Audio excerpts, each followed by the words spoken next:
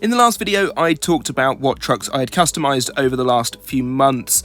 In this video, I'm going to show you what goes into customising one of them.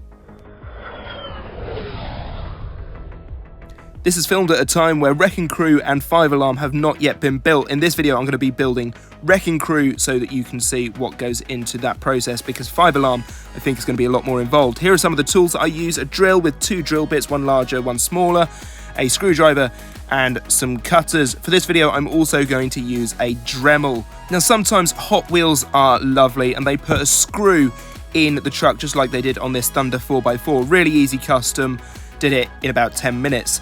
Sometimes, however, they forget themselves and they don't bother with a screw. Oh, what silly billies. That makes the process a little bit more difficult, but I'm going to go through that process because Wrecking Crew is one of those trucks. So first of all, you're going to get your big drill bit and you're going to drill away the metal material that holds the body to the chassis of the original Hot Wheels truck. Here we go. You should see some metal filings coming out, and you want to keep drilling and maybe moving it about like I am here until such time as the two are separated, and you will be able to tell because they won't be attached anymore, and you'll have something like this. Now, I've noticed on the old style Hot Wheels trucks that the large rod in the middle there is a bit of a problem, and so you will need to cut this down. It's not the only thing you're going to cut down though, so what you're going to need to do is take this and measure it against the chassis. To do this, I found the easiest way is to remove the roll cage first, which just pops off nice and easily from your Spinmaster chassis, and then to lay the body on top to see whereabouts needs cutting down. Get a tactical Sharpie out and make a mark where it needs to be cut. Remember, the central post sits inside a little housing on the Spinmaster chassis. You need to cut it at the right height for that little insert so that it is at the right height. Once you have it all marked out, you're going to want to start cutting this down. The snippers are good at thin bits of metal and plastic. You do have to go a little bit hard on them, and I wouldn't recommend it on the metal, to be honest. Use a Dremel if you have one to hand. Certainly for the post though, you're going to want a Dremel because doing it with the cutters breaks the cutters.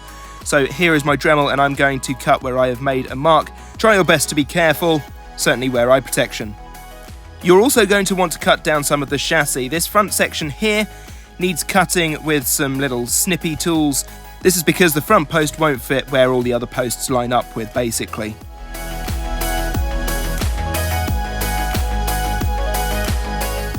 There we can see that I've chopped down all of the bodywork, and there's actually a little hole in there already that's really handy actually.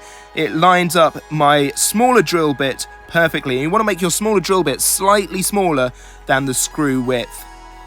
There it is, all done. But before you can start mounting your body, there is one more thing you need to cut on the roll cage, this time using your little snippers, and it is this little rod connecting the two sides together. This needs to come out for all Hot Wheels toys. I have found all of them have the rear supports right where that post supports the two sides of the roll cage, so you're going to want to cut that out. It's 2 very simple snips and doesn't alter the chassis all that much.